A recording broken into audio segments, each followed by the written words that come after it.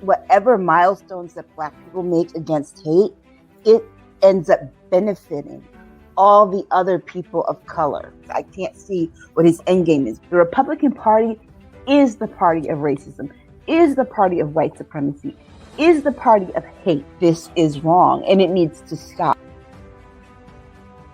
Everybody wants to go back and drag that piece of history up, but they don't want to go back and deal with what their ancestors did to the indigenous people and to Black people in this country. You got to go. And you got billionaires talking about going to space, and Jeff Bezos, go, never come back. I hope you get lost. This man has lost his mind. Boom! Come on, girlfriend.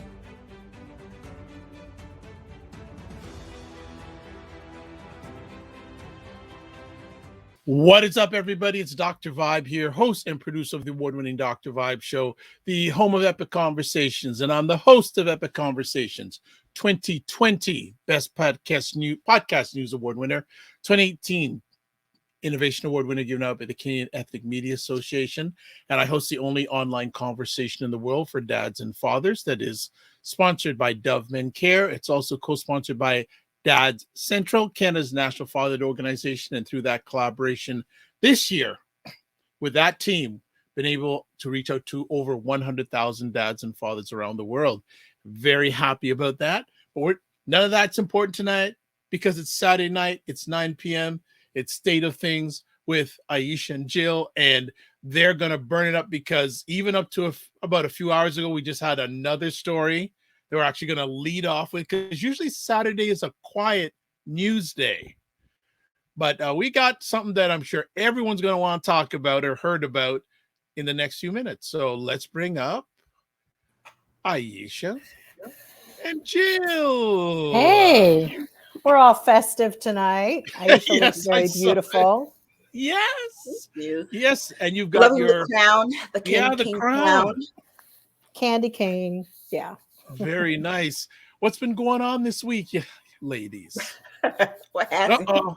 Same old stuff, same old stuff. But other scenarios, but basically the same dysfunction is still going on.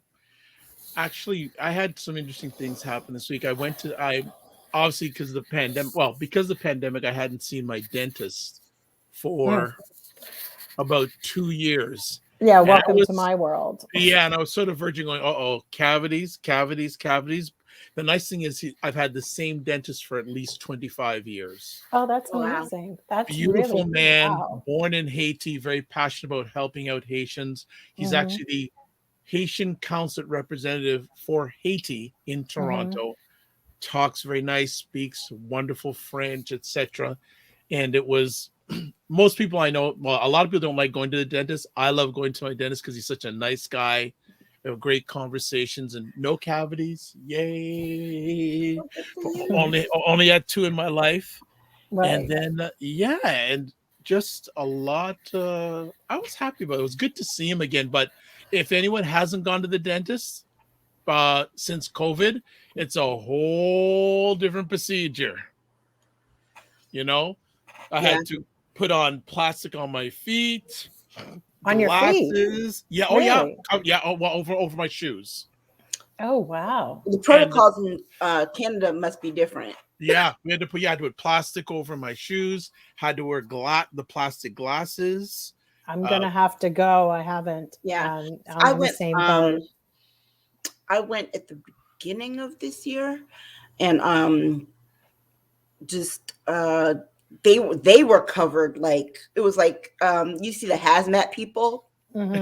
That's what the dentist looked like. I had on I didn't have on the mask, but he had on the shield. Oh, and everything. And wow, yeah, my dentist I was did covered. the The shield. only thing that was visible, they put this thing over me, so the only thing that was visible was just my face. Wow. Oh, wow. Yeah. Yikes. Yeah, so that was pretty cool, and I spent some time today with a gentleman who does real estate in Canada, the United States, Belize, throughout the Oh. Caribbean, and brought a lady that I'm mentoring because she wants it to get. Well, she's into real estate. She wants to eventually help mothers get into real estate and get their wealth through real estate, and had an incredible. We thought it was only going to be for an hour. We had 2.5 hours. He just shared his life story, the ups, the downs, the etc. It was really, really nice. Really beautiful day. Beautiful day. Nice. Sounds like So, you had a good one. oh, hey, it was the appetizer because I know this is the main course. And look who's here already. Black Beauty. Hey, what's up, y'all? It's been an interesting week Hey, of the you. Cray Hey. Party, aka the Republican Party. I just Well, think that everybody is absolutely crazy. oh, you sure now? Well, it's Both also the time sides of are year starting to too. really annoy the hell out of me. And I mean, extreme liberals, all of them, all of the above, I'm annoyed with. Just, I don't have the energy anymore to, I know what I know. I know what I like. I know what I want to do. And, if I keep getting kicked back from these extreme liberals and your millennials and your Gen Zs and all of that stuff, I'm a vote just to mess it up. Well, you know what? And Jill, I follow both of you on Twitter. I saw a tweet you put out this week saying you weren't going to vote Democratic. Not locally. No, Not locally. no, I voted for Gascon and I'm not happy about it. Our Attorney General. I think he's weak. And thank God Eric Garcetti's gone or leaving. But I'm glad he's going because he's useless. And and when they're writing these propositions about the bail thing and all of that, they're always written like in reverse. Basically, it's just trickery, and I'm done with it. I will not say that I'll just vote. I'll blanket, all the Democrats and say I'm not going to vote for them. But I will say that we need people who are really tough on crime. We just do, because I don't think that people are at a position. I just don't think that we're in a position to rely. We can't rely on the police. We can't rely on a lot of things. A lot of people don't even know in America, our policemen are not constitutionally bound to protect us. Specifically, there's 4 criteria that they have to meet. And I think it has to come with, you have to run and say, I need your help. You have to prove also that you have relinquished whatever your other options were going to be. This is all because of tort law. And then you have to basically be like, I stopped, trying to defend myself because I relied on you to protect me. There's 4 basic things of criteria. I can't remember all the other ones, but we're in a really strange state with that. They do not have to. And I believe that they're not. I believe that they're not risking their lives. It's actually quite interesting if you do read about the tort laws in different states. And yes, they all pretty similarly have the 4 criteria, but it's getting to the point where everybody's become aware and been like, oh, really? I don't have to. So I won't. It's interesting. We haven't talked about it deeply, but still you don't hear anything about defund the police anymore. You shouldn't. After what happened with Jacqueline Avant and Clarence Avant, oh wow, for me was why I went as far as what I said. Wow, that about story. Them releasing this guy who I think every case is very, in my opinion, I actually only think that the people who should be paroled are people who were dealing weed or something, because it's legal now. I think that for me is like, okay.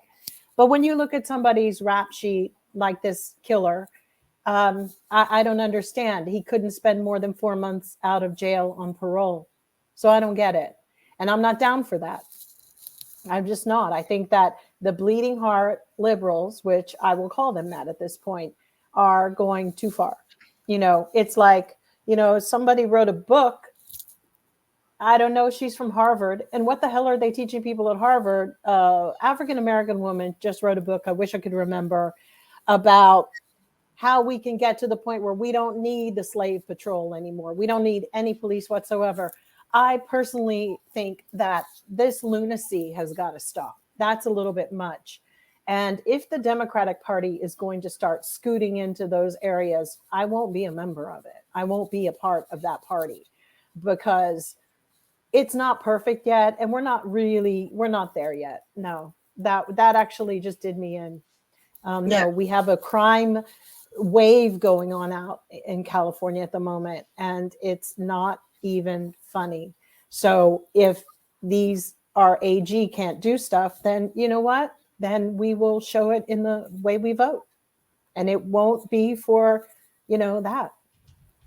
I won't go, it can't be soft, because it's human beings, at the end of the day, it's not always just the politicians. We got some really crappy people out here in the world. Aisha, want to add anything? We haven't started yet, folks. Yeah. But it's a good conversation, because, a year ago or 2 years ago, all you heard was defund the police, defund the police. Well, Democrats stayed away from that because they saw that it lost them elections. That's the first thing first reason they got rid of it. I think that when you look, it's like, we've got to do something about our policing system.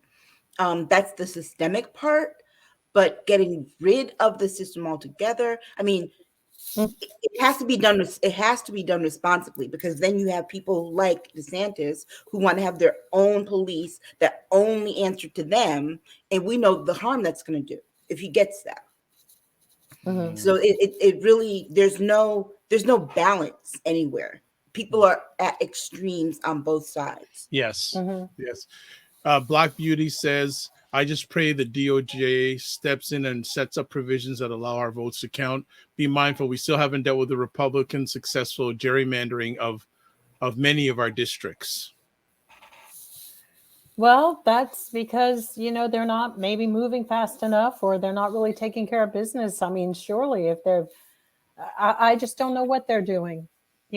Always hawking me for some more money. I'm just not really. You've got to do more for me and for us, I believe, And like I told Gavin Newsom, after what the EDD is doing with people going in and asking them to prove, that they were self-employed and all of that. I get there are people that are criminals and all that kind of nonsense. And I know you have to research it.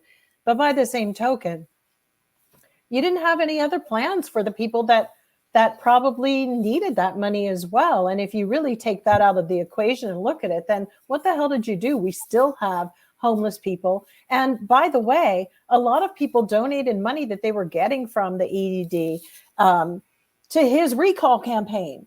So, and now he wants more money. It's like, B, you need to check yourself, because that ain't going to fly right now.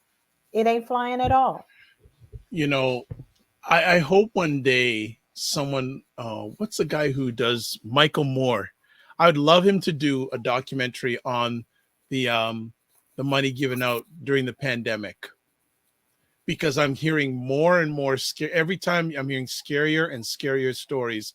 Like, what's well, your they name? Need to focus on the senators and how much money they get. What's her name? Your favorite, Marjorie. She got money.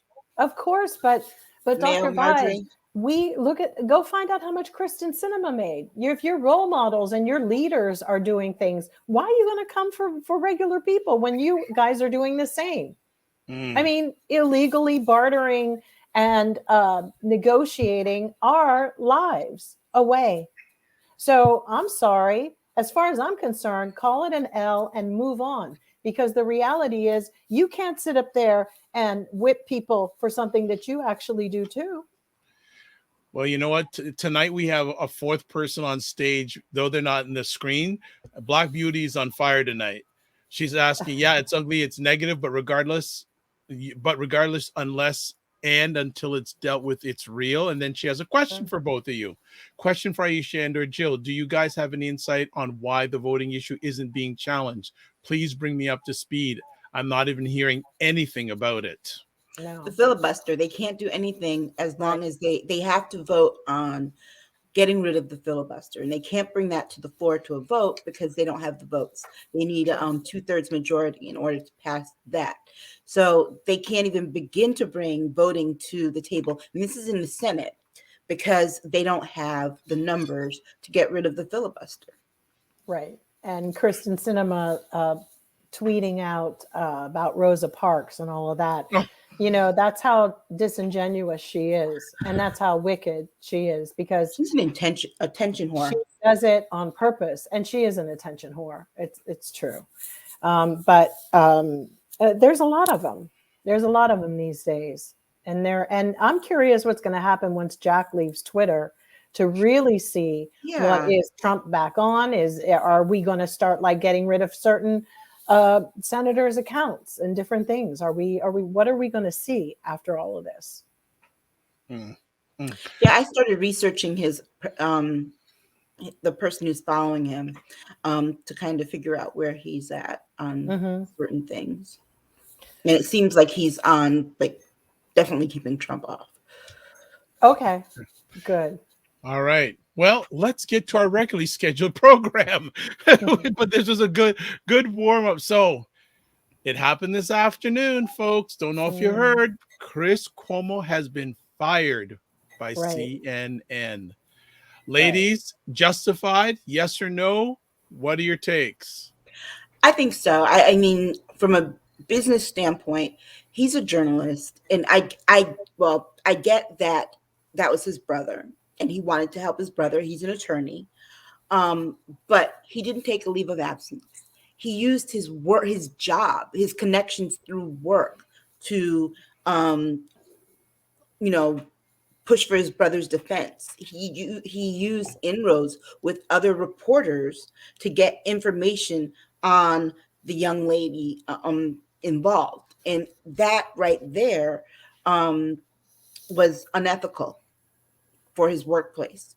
What information how did he get this information? That I'm just curious, that a regular search online wouldn't pull up, or he went to other what actually did he?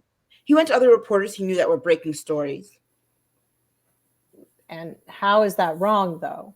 He went under his CNN affiliation. But I'm still not quite following. They all sort of share stories, so. But that's against journalistic integrity. If he was using it to do a story, then that's one thing. He was using it for personal gain. Or family gain. For family gain. So let me expand on this. Was CNN wrong right in the first place, having them together on television? I don't think so, but typically networks kind of try and stay away from that. Remember when Melissa Harris Perry was on, she had her husband on once and did full disclosure and did not let that communication verge into the entertainment kind of family back and forth. They were having a serious discussion on something in education at the time, but that was the only time that he was on. I think that CNN allowed that for ratings. Of course. Remember, it was like, the Cuomo brothers, the Love Gov and his brother, his silly little brother. They did that for ratings. At one point, the president of CNN also needs to take responsibility because Chris is his boy. That was his friend. And he actually turned the other way while some of the unethical things were going on.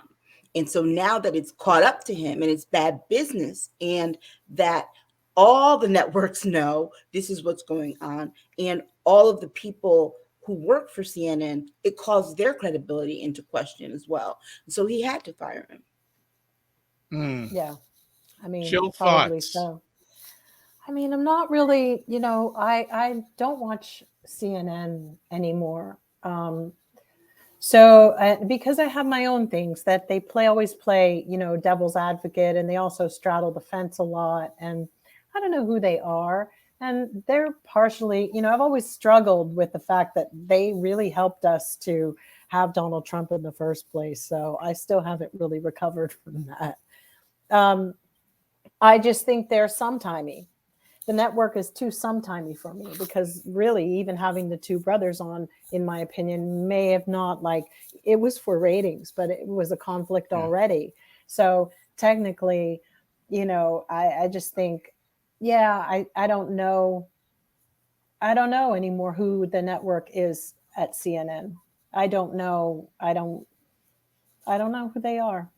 Well, I stopped watching Chris Cuomo when he had Rhodey Bryan, one of the men who was convicted of murdering absolutely on his show, when he was claiming that he was just a person. He just happened to be driving by and saw this video, took the video and everything, right. And did not press him when his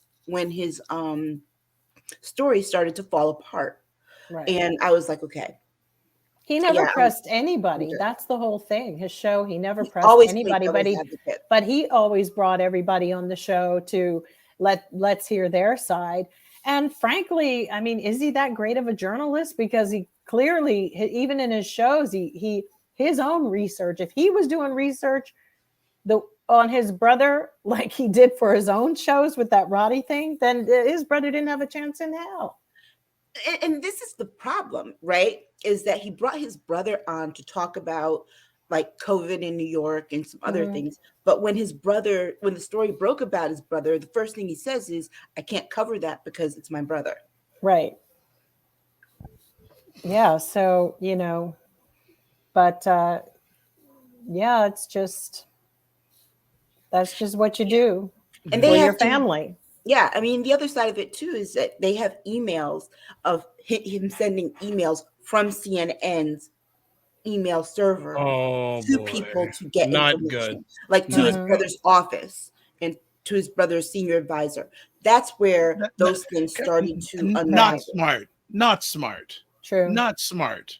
True. Not smart at all. Like, really and truly, not smart at all. Black Beauty says this. Seems he was trying to influence other reporters not to report on certain matter pertaining to the investigation. Yeah. I mean, that's a mistake always, that is, that's. And trying to get the timing of when the stories were going to drop so that he'd give his brother a heads up. That was the other thing he was doing. Gotcha. Okay. I mean, it's not like the show was pulling in that many ratings anyway, from what I gather. So actually, it was their highest rated show. It was. Was it really? Yes. Oh my God, I had no idea. That's why the CEO of CNN was reluctant to suspend him. Is it Zucker? Is that the guy's name? Zucker. Oh, I had no idea. Ooh. Yeah. Oh, yeah. I lied. He was their number one show. Yep. Then I don't know. So they had a monetary reason in the beginning, January this started going down, to not really to kind of look the other way. Not to mention that Chris Cuomo and Zucker are very good friends.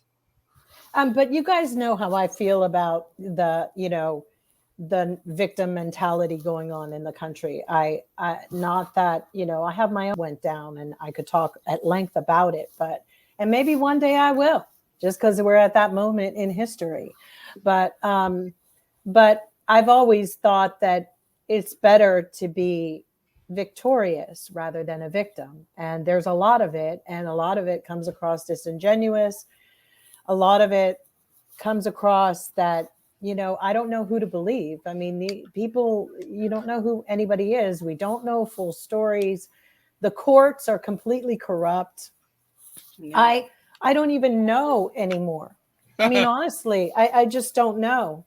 The courts are ridiculous and they're a joke. And I just started reading documents. And I also think there's such a mess with what's legal, what's law, what's all of this stuff. And I don't even think the law is being enforced properly. I just don't know anymore. And I'm just whatever, I've got to keep my sanity, because if you really think about every day you want to be triggered online about something. Letitia James released thousands of pages of information on Chris Cuomo's actions. Yes. I mean, just it was ridiculous. It was like what, something like almost 2,000 pages. Yeah, I'm just so not interested in Letitia James dealing with this. She had one job. So I'm off her too. Well, it's gonna be interesting to see. I don't think she's gonna win the Democratic nomination for New York she's State. Not. But my question is, what is her next move? I don't know, but here's she better. The thing. I don't think we know. I don't think we know. You got to remember, we're looking at this as people who don't live in New York State. Right. We really don't know what New York State people will think, because to be honest, the lieutenant governor, I was very surprised that that New Yorkers voted for her too. Remember, it's like there's a lot of people who are are happy with what she did with the Cuomos, and will vote for her on that principle. I mean, I really don't think, because when you sit and you think, and I'm thankful that I'm this close, that I do get local New York news, but when you look at who they have as real bona fide people that are within the state, they're not people we know on a national level. Right. And there really isn't anyone that they've been really talking about but Letitia James. Well, isn't it interesting? 2 years ago, would you think you would see the downfall of the Cuomo brothers? No. Republicans got to be really happy. Of course. But it's not like, the Democrats really have been taking down who they need to take down. And that's a problem for me, because it's tit for tat. Because you would think that the Democratic Party is the only one doing dirty. Exactly. And if Letitia's smart, she'll set up a sting operation at the next Republican convention in New York City, if they do it there. And let's see. She'll go roping up people and find out and show people what the average New Yorker knows when they come into town. But if I'm not mistaken, she's not trying to run for AG next go around. She's trying to run for something else. We heard that she's trying to run for governor. Yes, Letitia's running for governor. Yeah, and that she won't. I don't think she'll do it. I don't think she'll beat the. I don't think so. I think and she's because now what that is what that means is, I'm going to play both ends against the middle to get the right to vote for me and the left. So I'm not going to go for Donald Trump at the moment. The other side of it too is that if she ran in a primary, she's running against a weak candidate. That's the linchpin there. Who is she running against? Against the current governor.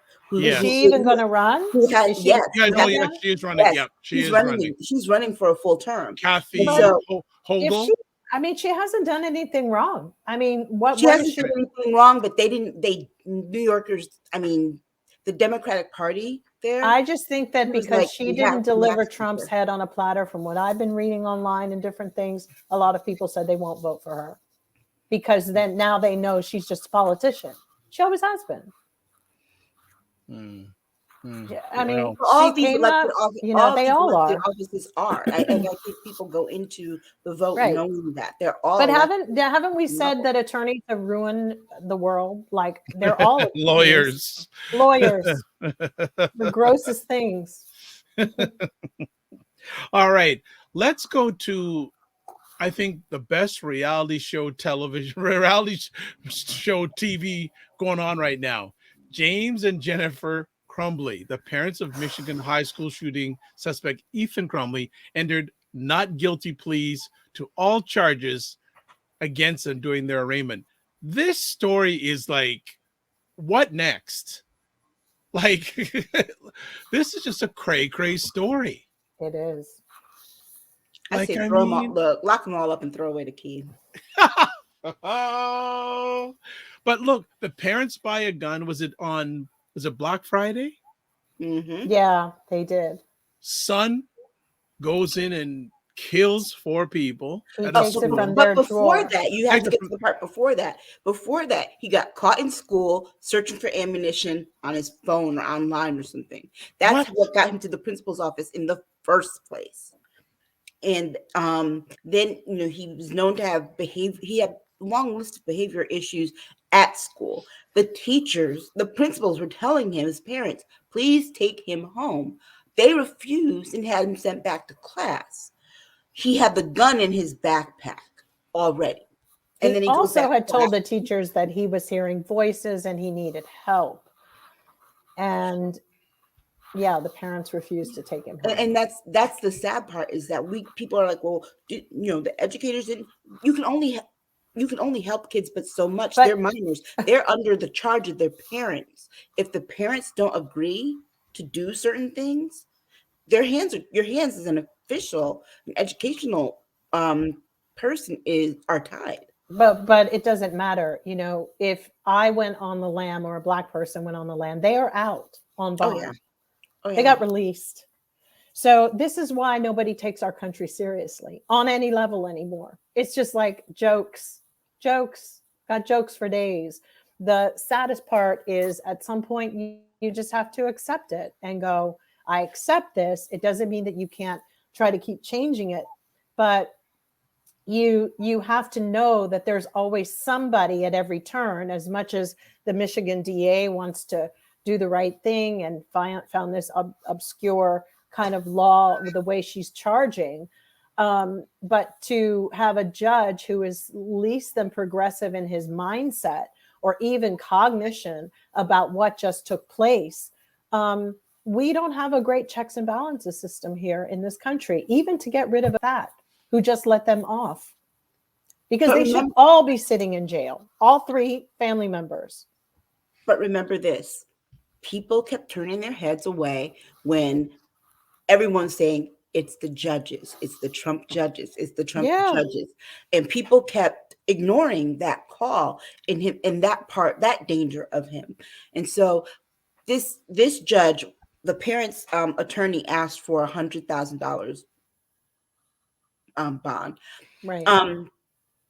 And the judge said no, but he upped it to $500,000.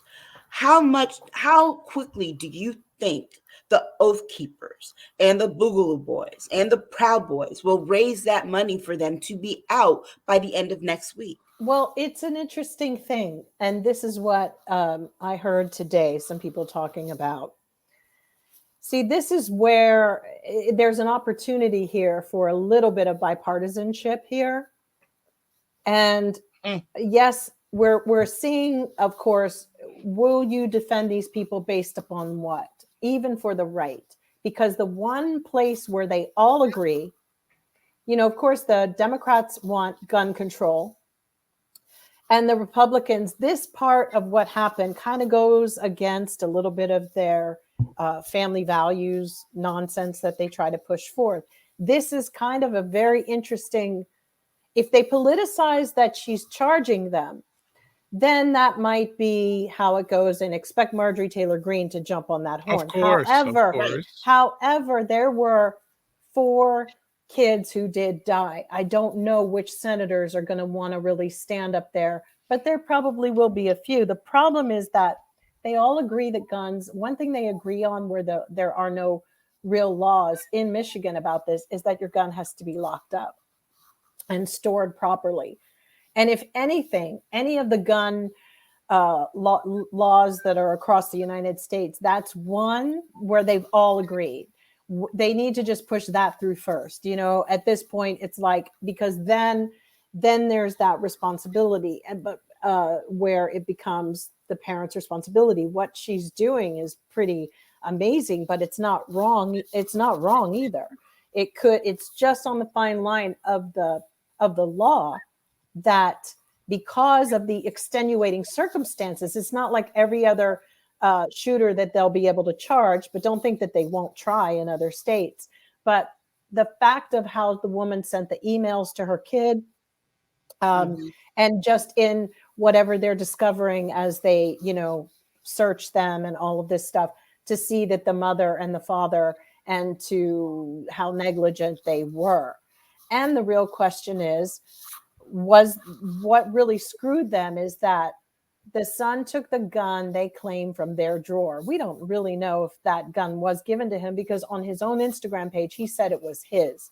Now, what ultimately happened is that the mother was with him, also posing with the gun and going along with whatever he had written. And for 2 days, there were posts about this. And so that's why they can go on this law about their negligence, because it was pretty apparent. It was clear. And there are also, he was exhibiting all the traits, especially when he said, "I need help. I hear voices in my head." That was what he told the school, I think, with the mother and the father in the room. And then he proceeded to go out and kill everybody.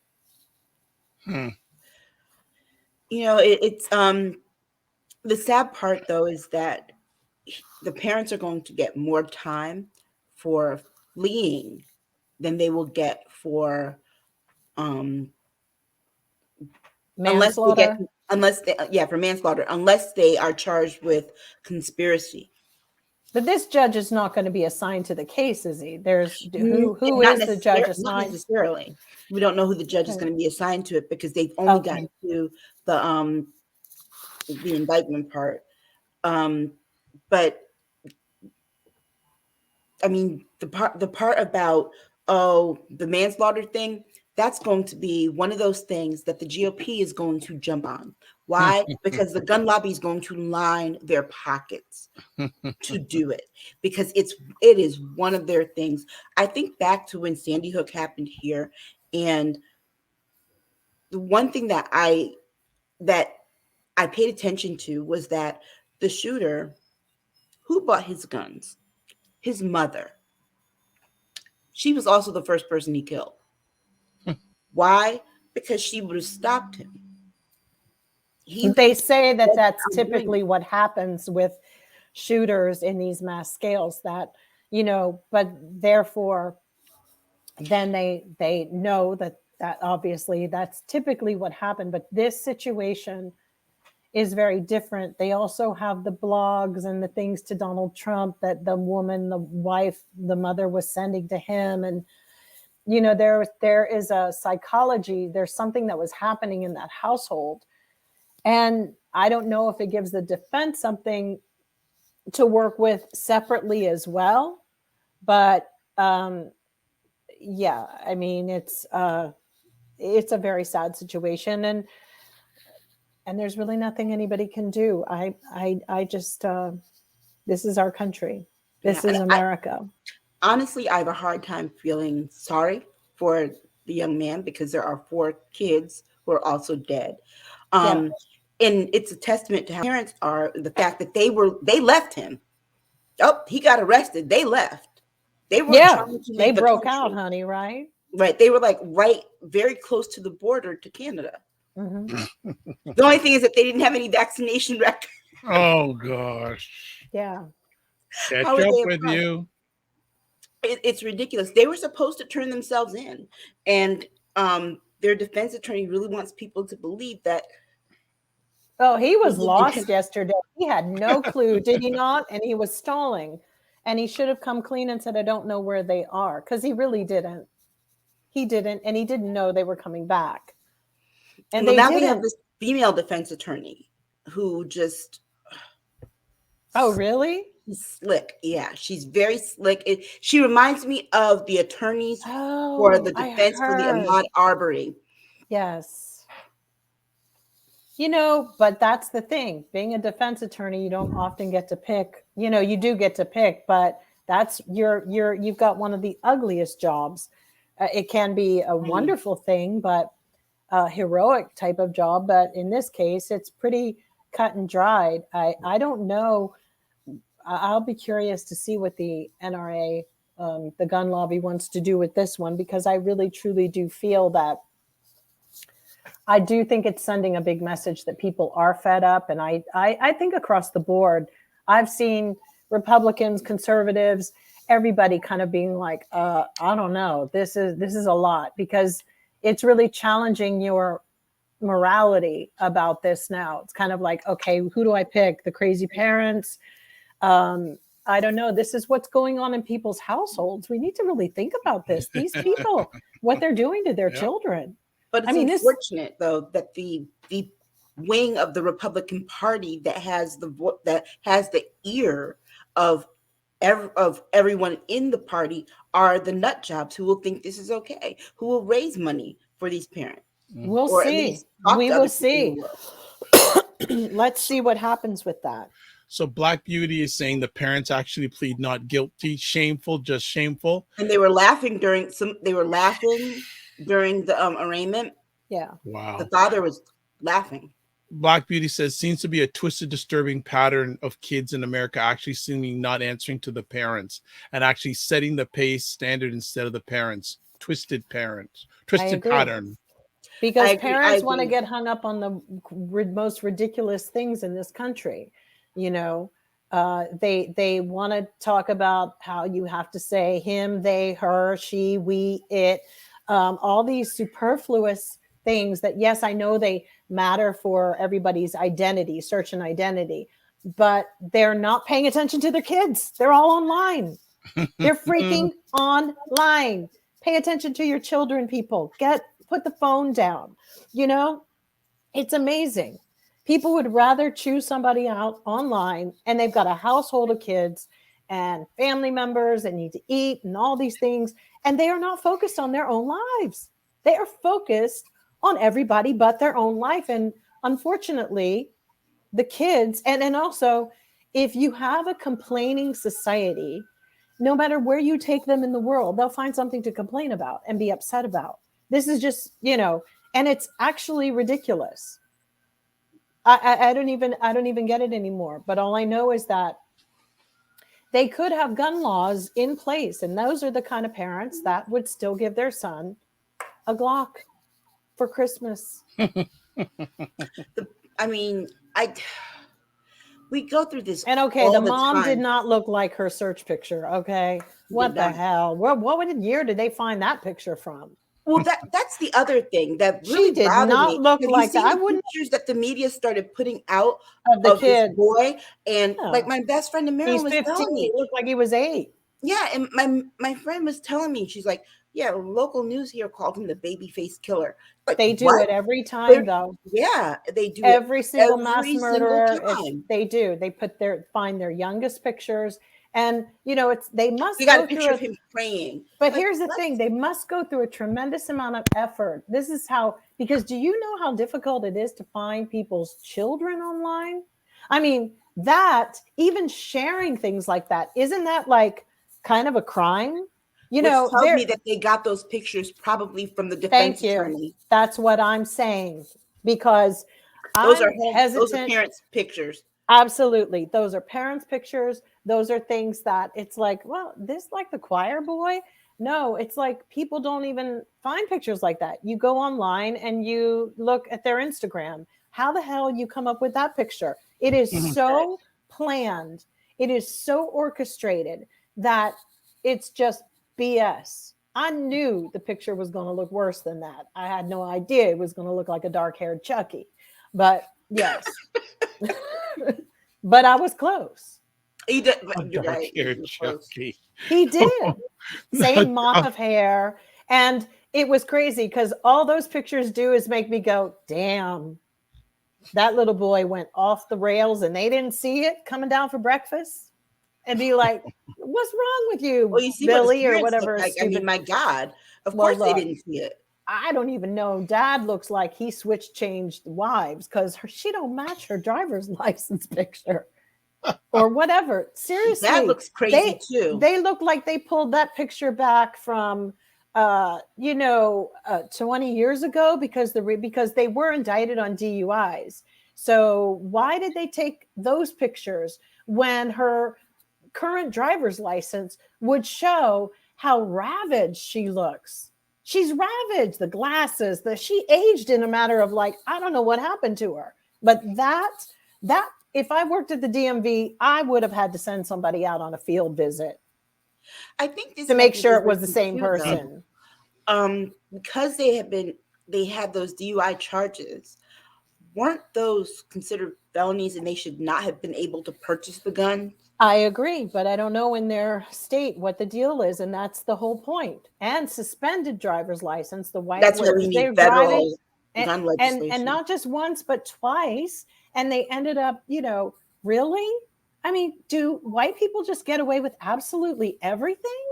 I mean, they were driving without a license and they didn't. What the hell? They got a $240 fine or a $2,400 fine. That's it? Wow. I also want to know what ATM machine allowed them to withdraw $4,000. $4,000. I agree. I was wondering the same thing. Because tells me that they had to be doing that over the course of a couple of days or something. Because the max what even if like 800, 500, something like 800, that. Right. So the reality is, how much money did they have in that bank account? And what kind of a bank account is it? A business account? I mean, let's just be honest. What's the deal here? Because I'd have to see the receipt on the ATM machine. Me too. I would, because that doesn't make sense to me. He killed people, 3 days ago? Would they start taking money out then? The same day? No. And it still wouldn't come up to that. I would honestly, probably.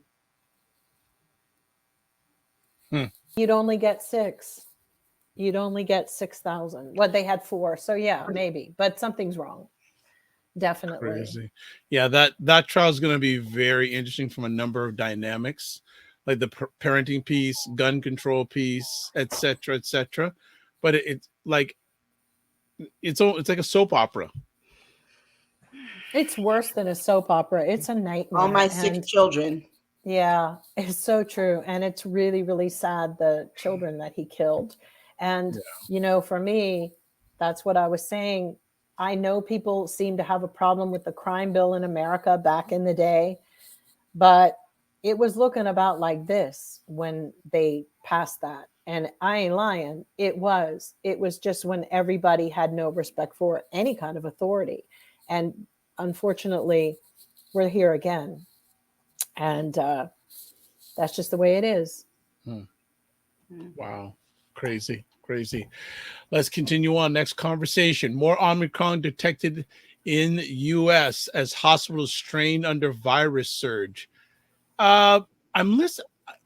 Is there a real surge going on with this variant? Because I'm hearing a lot of reports, but I'm not hearing a lot of justified reports with numbers of people. I think we don't know. That's usually the problem, because the virus, before there's a case that's actually detected, it's here. I'm sure we have a lot of people who are getting it but aren't being diagnosed with it. There's also a crazy regular flu going around right now. A friend of mine had it and was sick for 5 days. Regular flu. It was not COVID. And he said if he had not had a flu vaccine, he would have gone to the hospital. He's convinced. He said it was that bad. So there's a lot going on. And we're also in the middle of flu season. That's the other thing, Dr. Vibe. But I'm with you. I don't know, because don't we have to wait 2 or 3 weeks to see if that's what the issue is with when they watch the data or something? Sorry for cutting you off, Aisha. Yeah, no, it's in 6 states right now. And honestly, some people are you've got a lot of people who probably are sick and not reporting. They can only report what's been tested and reported by medical authorities. So if someone hasn't seen a doctor yet or gone to a hospital, we won't know. Yeah, true. And remember how this happened when COVID first showed up. They found it in one place, and then all of a sudden, within a few days, there's a couple thousand cases. Right. And it is that transmissible, And also to remember, it actually started in Europe, not South Africa. It started in Europe, and we did not close our borders to Europe. No, we didn't. I don't know what's going to go on with this one. But just a lot of things are bubbling under. Again, there's not a lot of research being done yet, but people saying, "Hey, we're not going to, unless it's really, really bad, we're not going to swing back to like full lockdowns." I'm really concerned about the East Coast because there are so many international flights that come in through New York City, which is why we got the big spike in the very beginning of the pandemic. Honestly, this no shutting down thing really bites me in the butt because it's like, just shut the country down, because it's not going to kill anyone for us to do it. If anything, it's going to protect people. The airlines didn't want to. Did you know that? They pushed back so hard, like they did the last time during COVID. What's killing people is that they want so badly to just act like this does not exist. And I swear JetBlue has like squeezed in every new seat they could possibly find. It feels like you're flying, like, you know, they're going to just start putting people on the wing. It's really tight. It's tight, and they're all packed. All flights are packed. And it's just... And if this is more contagious, then, you know, we have a case in California, and I think it'll be a really good barometer, only because they do know that the person came back November 22nd. Oh. They're watching this person, and we'll see and they're doing contact tracing as much as allowed. You know, that was the other failure, that nobody wanted to do contact tracing because they don't want people to know where they are. Or their health status, or their whatever. You know, it's a lot. I think that we'll see, but they have been saying it might be milder in what it does to you, but it is far more contagious. But mild is a subjective word. Your mild may not be my mild, or mild to somebody else. And I find it really irresponsible. The media in general, the words they choose, words are really powerful and they're very strong. But, you know, they're either terrifying you or, you know, because what's happening is people are starting to feel like, oh, now y'all just playing us. And, you know, there's a lot of more of the mistrust going on.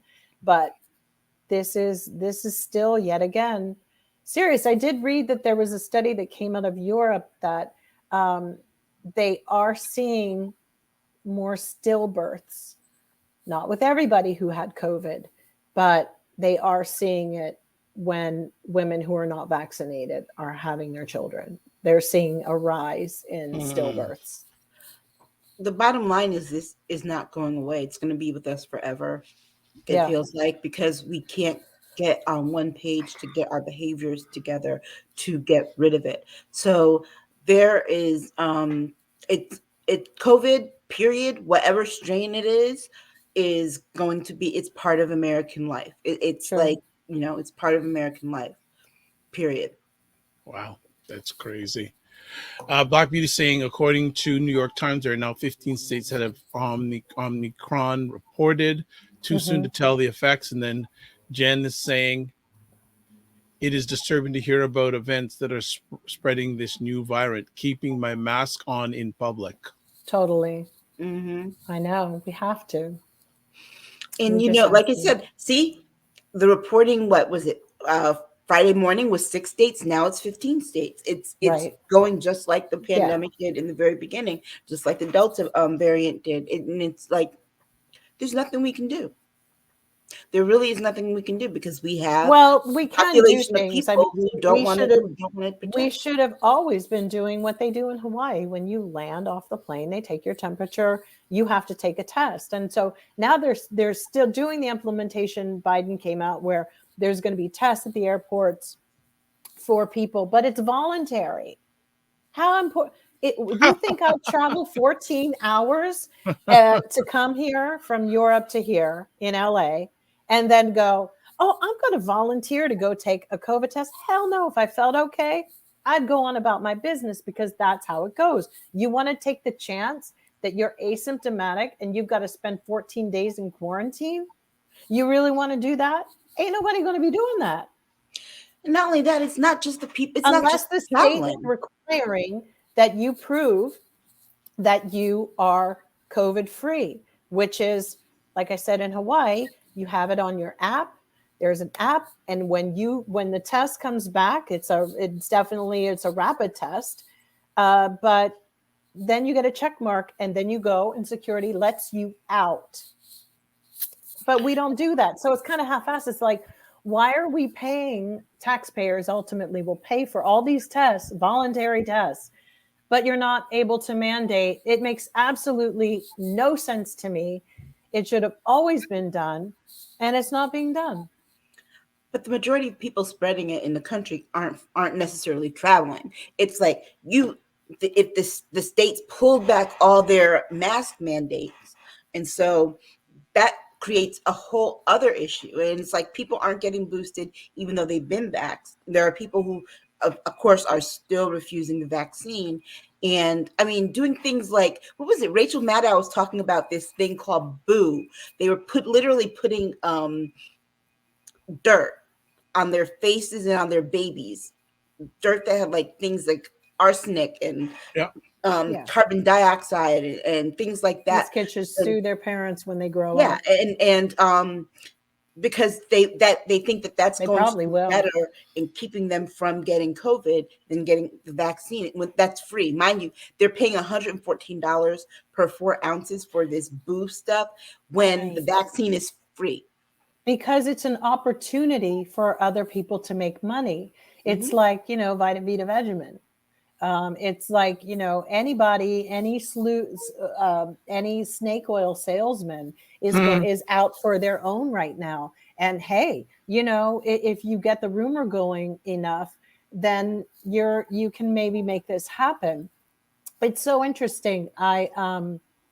I was watching something on the Shah of Iran, a documentary about his wife. And it was a documentary about her, and, definitely what an incredible woman. Because some people know what their role in life is, and they try to always have their dignity about them. And I do respect her for that. I think that she made a comment about, communism coming into Iran at one point. You have to look at the time of any place when you're looking back on an issue or a thing.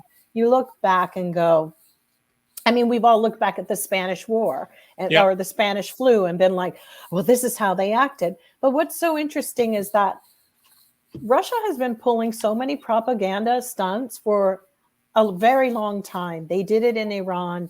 They've done it because everybody wanted to have access to the Persian Gulf. I mean, we know these things. It's been proven over and over and over. They hoodwinked everybody into believing that the revolution was going to buy them a chance to have freedom of expression.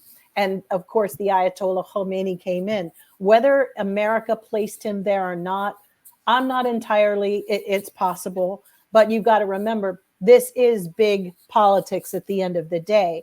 We are dealing with those types of situations, and propaganda has always been a part of it. But at the end of the day, in this documentary, you see where these two women come together, equally impacted by the revolution, and each one at two different sides of the polarity here. So when we look at COVID and we look at all these anti-vaxxers and doing the crazy stuff you're saying, Aisha, it's absolutely, it will come back to haunt people if they, these children have lead in their blood, if there's any of this. And, it just is going to take time for these things to blossom and happen right before our eyes. And wow, this is not playing. And it's not. It's like we are really under attack in this country from misinformation and also greed. And also there's a ton of people, reason they don't go to work, they're making more money lying online. Yeah, they're making more money with a YouTube channel, just lying about, and they need to take it down. If I report something, but then again, now the new thing in the LA Times had an article today about bots going after people on TikTok. And they're hacking into people because they don't want them to make money. Okay, so your competitor can come for you. So everything is a counter ops thing going on in our country. If Aisha has a great company and we're both selling, tissue, or we're both selling ivermectin or whatever, or whatever, I can send out things to attack, get her stuff pulled offline by reporting it because they're so overwhelmed now. They put a ton of bots on you to report you. And so how this is happening is social media can't even keep up with how to go, well, somebody, all you have to say now is, I'm offended by this. So we're at a really interesting crossroads because now it's going to start affecting people in their commerce. And I mean, just so look at the levels that it's going into, and people are making a lot of money off of misery. So with the anti-vaxxers and this Omicron, it's going to be around a long time. And I'm here to say with Aisha that it is. We also have a very ignorant subset of people in this country that don't understand viruses. And I've told you, they don't. And they don't understand medicine or anything. And it's never going to change because they're all putting crap in, and also apophenia, a lot of seeing connections. And now I've started calling it the Tess McGill syndrome, where everybody thinks they're in Working Girl and putting things together. And this is what happened. And this is how this merger goes. And this is how this went. And, so-and-so went to dinner. It's the Tess McGill syndrome. Everybody online and their nonsense about the connections. I'm like, go to hell, Sorry for my rant. It's but all right. I mean, with this virus, it's absolutely, we have to deal with our masks, And the bottom line for us, the biggest problem for us in this country is that they have politicized it. Totally. They have politicized it. And Marjorie Taylor Greene with her big old head out here talking about how bowling ball. 100,000 people die from cancer, and people are like, cancer's not complete. So of course the right people come back and talk about HPV, but guess what? There's a vaccine for that.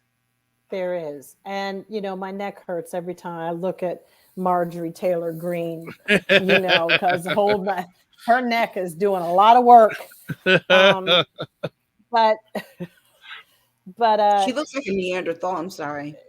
I got that Herman Munster head. But I really feel like, it's we're in a really dark place, but there's always somebody who is going to find somebody online to chime in. It's like right now on Twitter, I'm getting attacked for some stuff. And you know what? I'm like, here we go. And they're going to have a cavalcade, people marching through to attack me. And I'm like, oh gosh. You all really think I'm so over this stuff? People who eat laundry detergent. Yeah, it's just like, but then, we also just want to be enraged and not have conversations. We all want to talk half nonsense. I said something completely untrue and ridiculous on a post. Yeah. And people act like it's true. I don't know what the hell it was. I don't care. I mean, actually, how ridiculous is that? It's like, this is how stupid you people will waste all your time all night. And, I'm just going to keep throwing anything at the wall. Because at the end of the day, it's like, go get your life. Go get a life. Why are you out here on a Saturday night on Twitter? It's like everybody on social media is trying to get noticed, get their 15 minutes, just like some newspaper catches their comment. It's like, guess what? I've had them catch my comments before. Once it didn't go down too well with an employer. So, yeah. They're also making money off of it and monetizing, just making cheap shots at people. And it's disgusting because, and getting followers behind it. And that's in boosting their online popularity. But I bet you when you go and look at their offline lives, these people are probably the loneliest. And also they're probably got the same damn problems on commenting about, like they're criticizing. I find that, what a not very joyful person to be around. And I'm kind of reaching a point where, I don't really care. I'd have to care a lot. I am a, 50-something-year-old woman who at this point, don't at me and don't try to dress me down about, the era. this terminology is not used anymore. Oh, you know what? Terminology will always be work. I won't say it on here. Right. Exactly. You understand that, or do you want to change it too? We're at a really weird problem in this country. Well, but nobody understands each other. Well, everybody wants to be right. Yeah. Absolutely. And everybody, and the thing about social media is that people they search for consensus for their approval, opinions and their approval. And if you come with a dissenting opinion, or you pose another question or wonder about things, they try to make sure that people will jump on you. Yeah, and exactly. it's a vicious place to be. Guess what? The real world that people actually live in is hard enough. Absolutely. This artificial world is now becoming an uncomfortable space, and it just shouldn't be. That's why like a bunch of freaking nobodies. I don't know who half these people are, and it's like, and you don't know me. You don't know me. So why would you believe everything I'm saying? You're acting like you're reading my life, and you don't know me. Okay, let's say, well, obviously the social. Well, we have to have do an episode just on the impact of social media, the good, the bad, and the ugly. We do, but and I'd be curious to speak with everybody, who's watching about what they're going through and how they actually feel about, dealing with this nonsense, because at the end of the day, it's going to keep continuing where it's escalating, where, oh my God, what happened this week? But we still need to uplift each other in order to get through it. And a part of that is like, there is a cutoff point, and there is like something about this isn't always real. So Black Beauty is saying, I'm so glad I don't have social media anymore. Yeah, it's true. It's not a bad thing. And I've read some reports saying that the people who are on it a lot are susceptible to having some emotional challenges. I'll just leave it at that. Yeah, you can't even say mental issues anymore, but you're right. But they were also saying, like, I read a little bit more about apophenia which is the Tess-McGill syndrome, that it's like the beginning stages in some ways of schizophrenia, different forms of it, where people then the paranoid schizophrenia. These are things we also have to remember. 74% of Americans have been totally fed an abundance of pills, and a lot of them couldn't afford it anymore. There's got to be so many fractured psyches out there that I don't even know if they'll ever come back. On that note, we're going to take a quick break so we can refresh ourselves. Let me leave it at that. Refresh ourselves. And we'll be back in a few moments on State of Things with Aisha and Jill. Keep it locked and keep the comments coming, folks. So we'll be back in just a moment. Go. So, ladies, what is going on? Just that he needs to get it together. Sick of that. I am sick of it. Something is seriously wrong with you. Why is he still there? She shouldn't be near Congress. You need an exorcism, because I don't know what is wrong with you people. It was so powerful. And I really wish everybody would stop bowing down to this. What is he talking about? This makes no sense. They know they are not the oppressed party, but they love being the superior ones, and they want to flaunt it. So it was always made political, particularly for people of color and the LGBTQ population. We end off every episode with a cockroach. This episode's cockroach. Everything. Everything? All the things are going on. All the things? Okay, we are back. And Jill's back with us. Yeah, Jill will be back in just a moment. No problem. So, want to just catch up on some comments? Tamara is saying this. People don't know how to communicate face-to-face anymore. I agree 100% they on sure that. Don't. And you know what's so funny about that, Dr. Vibe, is that people who know me know better. They know I don't call people period, because I prefer face-to-face contact. So people, I always tell people, it's like people I've known for years, you have to kind of call me or text me or something to nudge me, because unless I'm not going to pick up the phone, because I prefer to see people face to face. And that's just that conversation skill that people used to have, like the kitchen table talks that people used to have, they just aren't having anymore. And it's like everything people do is through social media, and it's people don't know how to interact with one another. It's like, because they don't know how to interact with one another on that level, people lack compassion and empathy. Yeah. And this shit, yeah, like, Tamara's also saying, for some people, if it doesn't generate likes or shares or retweets, then it's not real. Right. But this kind of bizarre bonding that people are doing over the victimizing themselves is, I just can't get with that. I'm from a different generation. I don't understand it.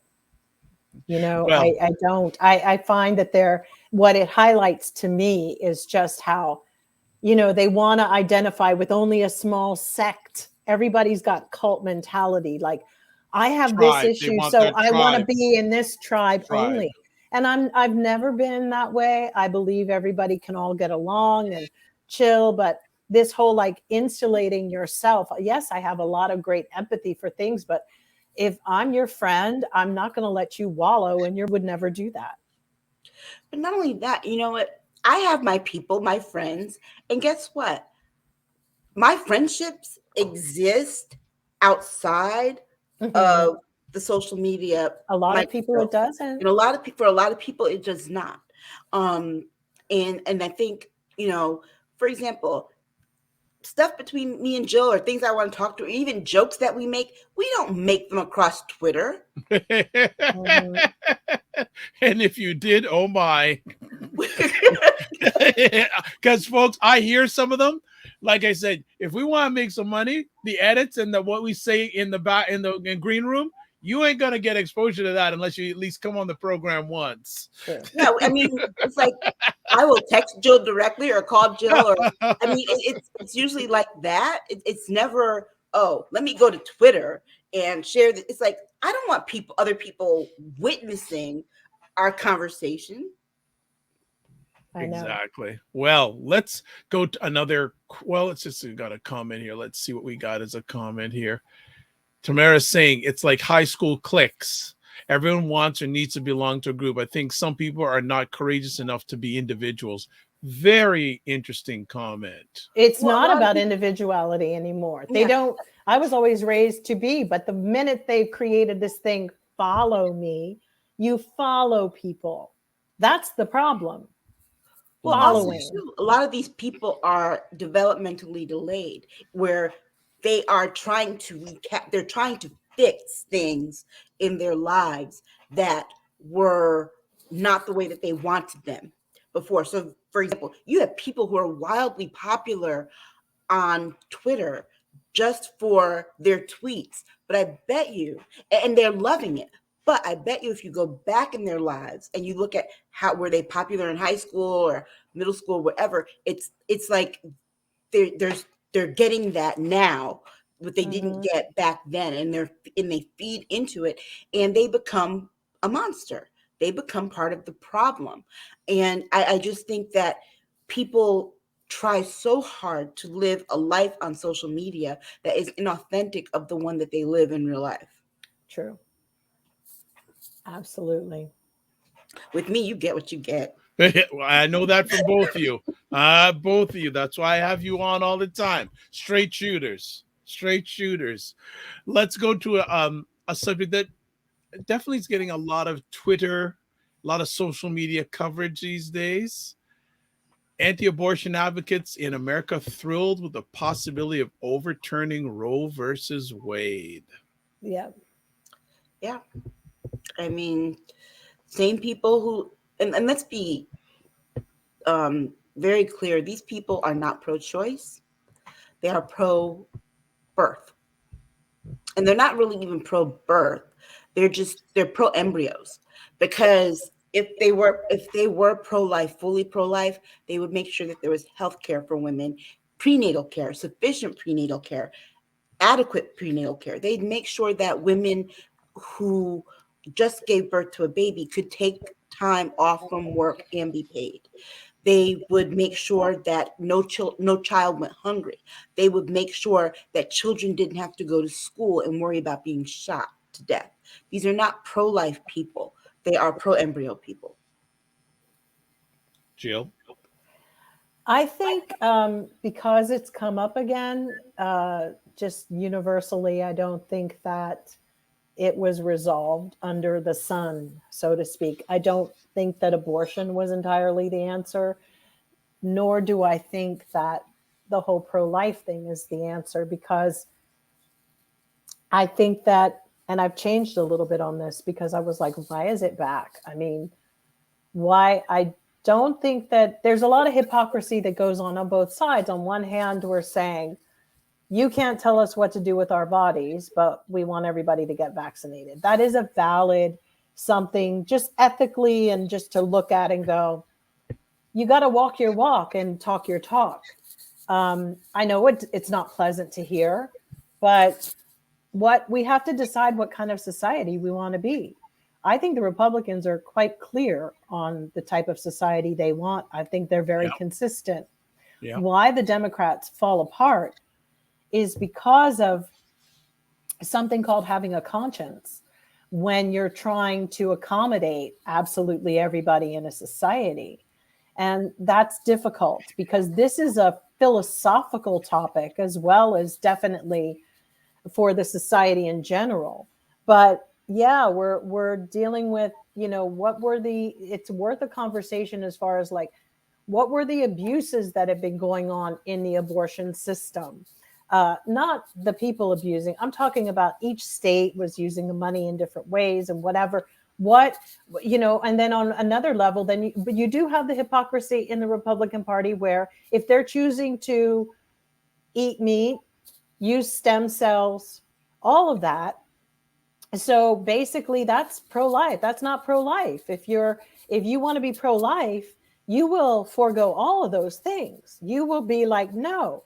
So all of us are should be able to look at ourselves at this boat and say, okay, we're all sitting here, and each component here, it is like Jenga. It's like pulling something and going, what can we do to prevent? It's like with gun laws and gun control, anti-abortion. The way I feel you kind of keep abortion at a minimum, and actually it is at a minimum in this country at the moment.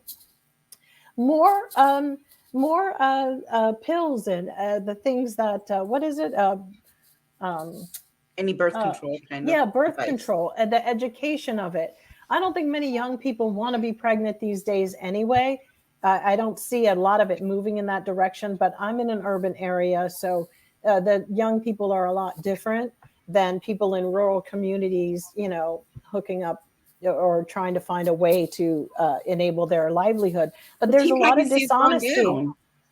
It has gone down. And I think that there's just a lot of dishonesty. I do feel that, we have other topics like euthanasia. We have a lot of things that, we'll put animals down. There's so many conflicting things that are ethically something that we need to have a big discussion about. And each side needs to concede that the other one has equally something to share about that. You can't just say, oh, Amy Coney Barrett, let's just give your kid up for adoption. That's not an option either, because go really give me the numbers on how many kids stay in the foster care system and let me really see what you're planning. So that's not pro-life either. So the people are so easy to criticize, but the solutions are what's so bad. It's not just we haven't elevated to the solution and the mindset of what we need to do. So at this point, I would say leave as is and, table it until later, but they're not going to do that. The Republicans are very clear what they want to do, but the Democrats have to push back on other issues then to challenge that. These people feel that they are the king of the kings in Christianity, and we get to eat animals. We get to do this. But the stem cell stuff is very spot on here. because you cannot be pro-life and doing anything surgically or anything if you are taking in stem cells, because we know that's from embryos. So how they rationalize that in their minds, I don't know. It's not an easy decision for anybody. All right. Let's move on to we have a last conversation topic and a question that our audience wants both of you to answer, but I'm saying it to the end. But Simone Sanders, senior advisor to Vice President Kamala Harris, is leaving her post. And the reason why we're bringing this up, this is the second representative of Ms. Harris that has departed, because it's a second one come because in November, Harris's communications chief, Ashley Etienne, a veteran of the Obama administration, also announced that she would leave. So, ladies, what's going on with Kamala Harris and her vice president time? What's going on? Two major people leave. But this is a non-issue, and I'll tell you why. Because it's the comms department. Simone only said she was going to stay a year. She's sticking to what she said. If you look at Obama's administration, most comms departments that come in with a president do not stay. That is the most open door. It's like people come in and out and cycle in and out because you have your team that's there to help you get through the first year.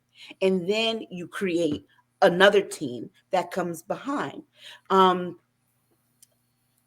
People are are making more of this than what it is. Two people, yeah.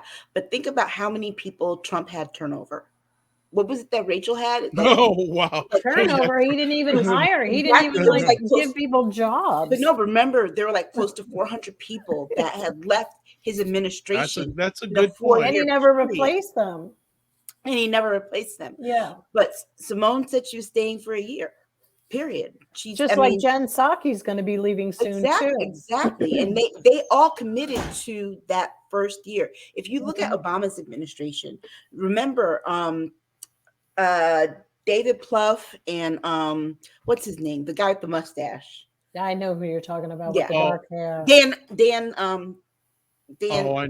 I want to call him Dan Aykroyd, but it's not. Axelrod, David Axelrod. Yes, David Axelrod. They were his first communications people right off the bat coming in. Their part is to help with the transition. That's all their role really is to help with the transition. And now they get a permanent team in and they do a handoff. And that's what's happening here. I think it's being made a bigger deal of, look, for example, the Washington Post wrote this story. Well, the Washington Post, we know, is more of a right-leaning Murdoch. Isn't it Rupert Murdoch owned? No, Washington Post is Amazon. No, but it is a right-leaning publication.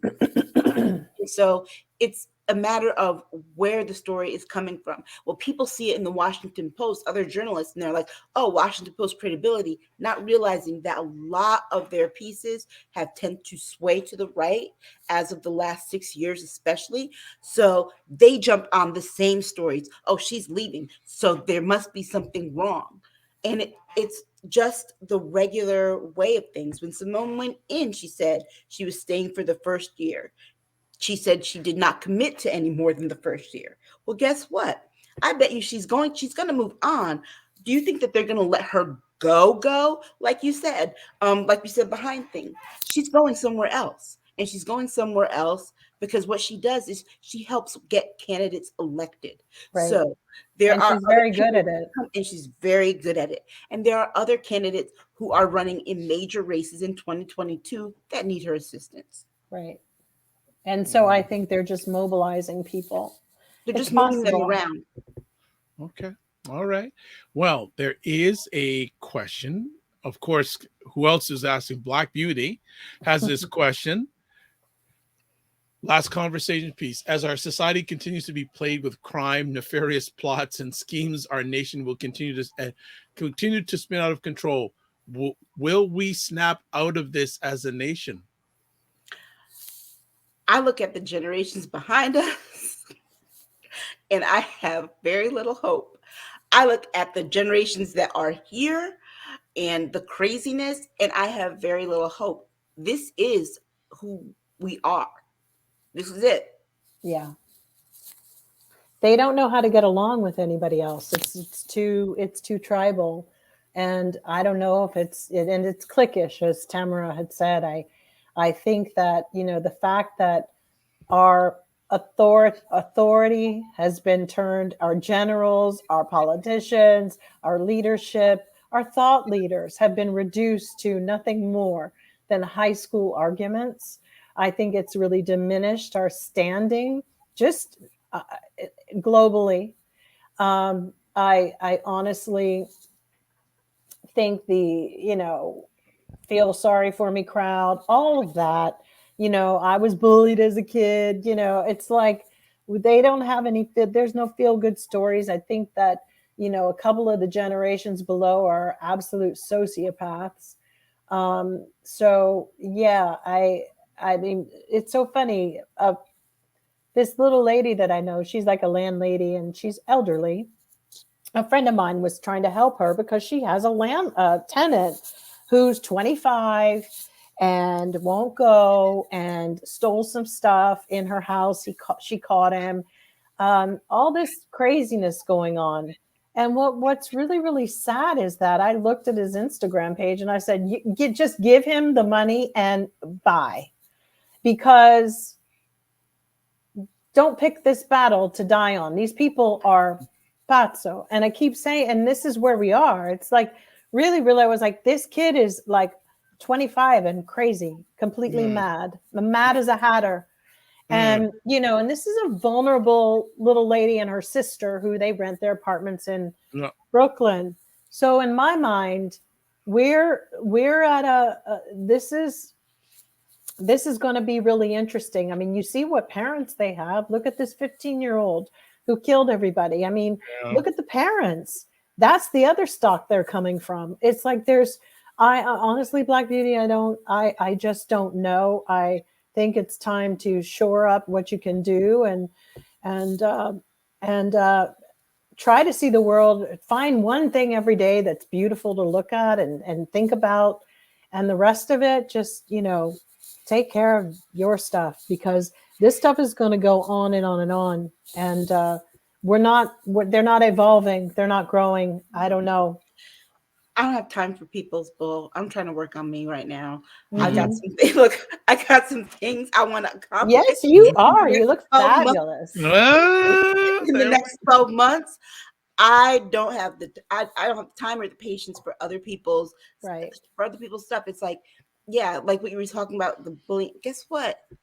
A lot of us have gone through it. A lot of us have suffered through depression, anxiety, whatever.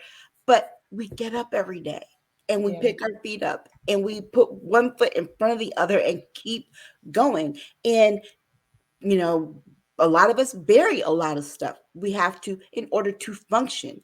But the point is to function. And guess what? A lot of us do so in silence. But they're depressing themselves. Their own generations are killing themselves, depressing each other, going online. They're driving each other crazy. Let's face it. I'm older. I'm a boomer technically. So, what the hell? I don't have to live here in like 50 years. Probably, seriously, let's be honest. But the reality is, oh my God, these people will be tearing each other's eyeballs out soon, because they're just that uncompromising, unyielding, intolerant, greedy.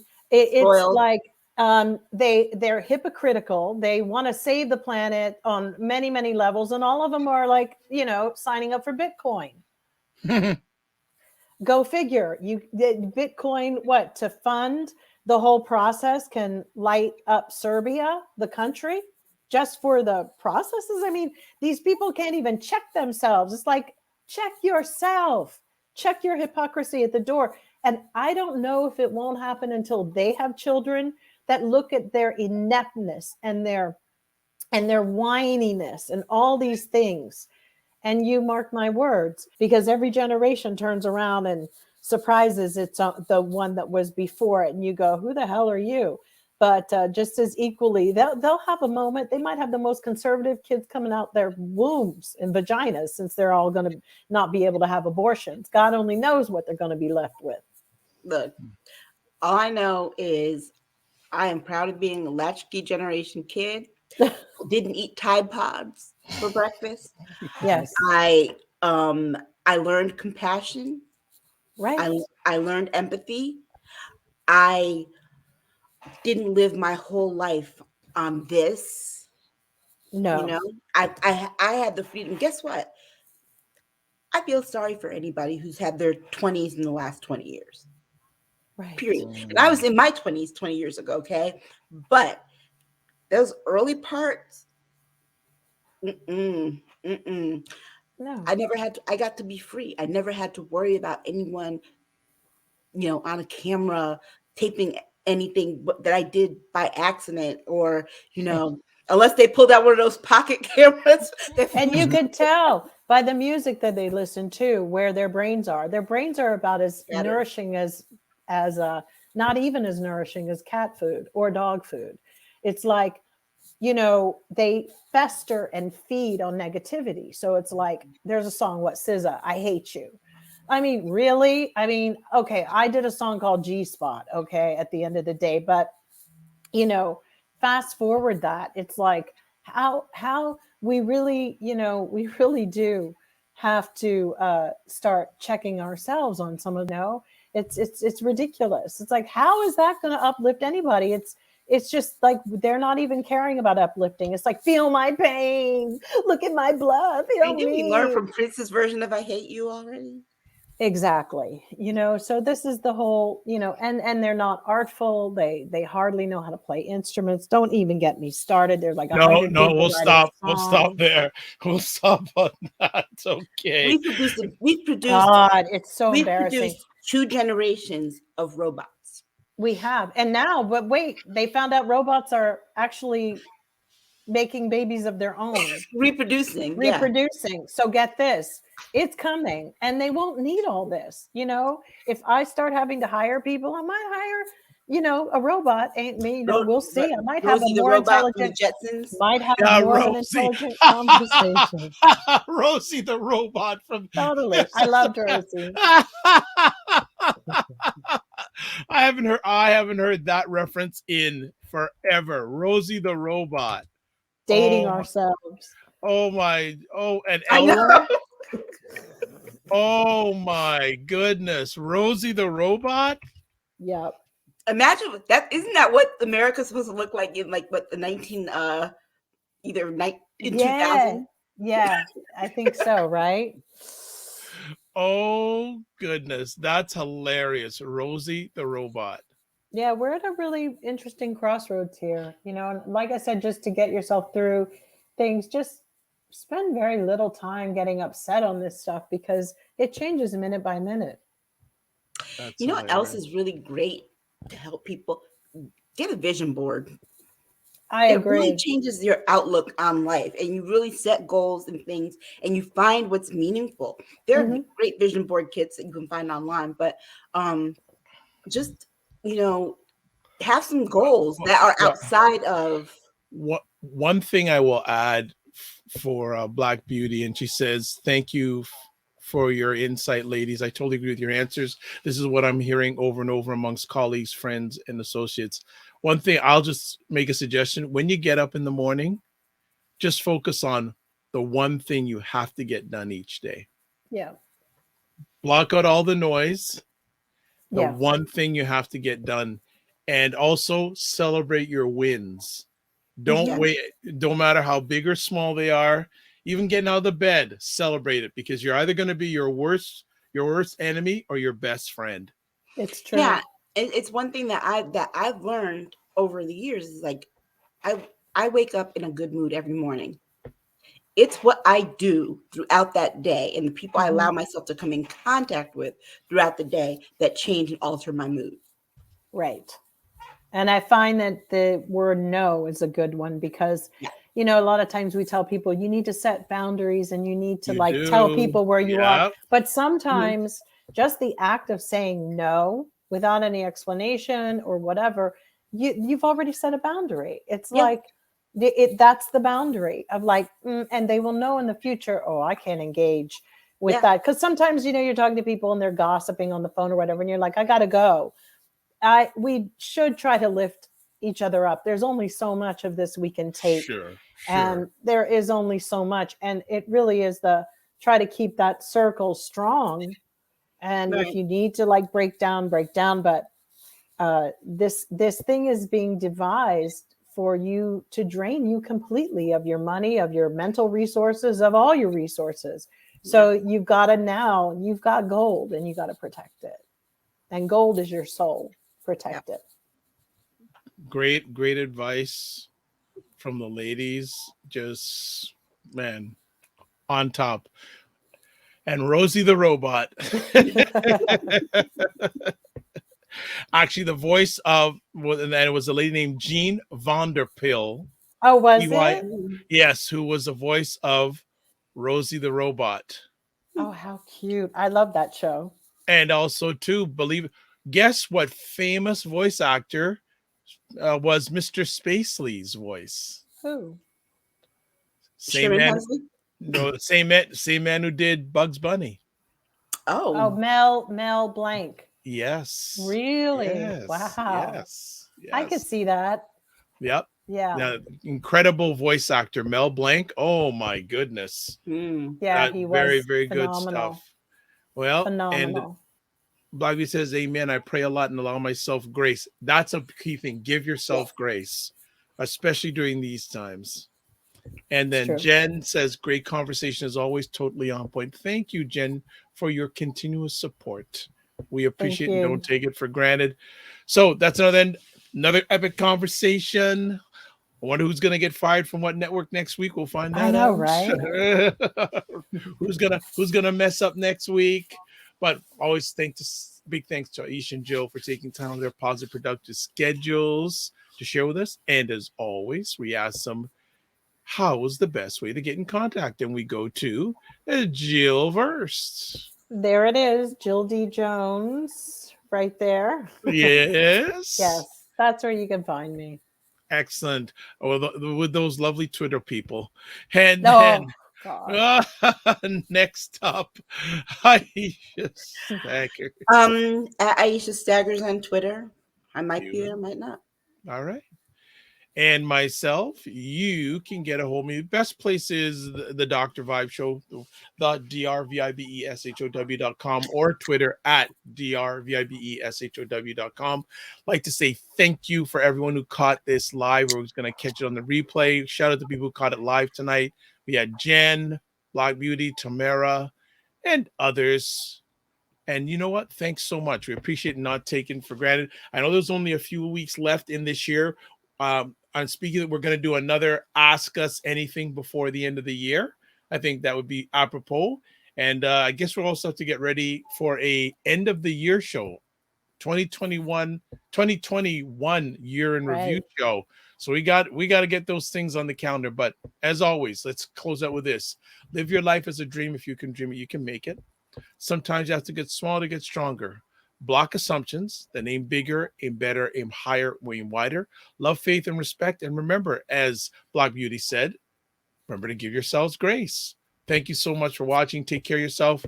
All things being blessed. We'll see you next week, next Saturday evening at December 11th, 9 p.m. Eastern Time for State of Things with Aisha and Jill. God bless. Peace to all. Keep the faith. And shed a tear for Chris and his brother. Bye.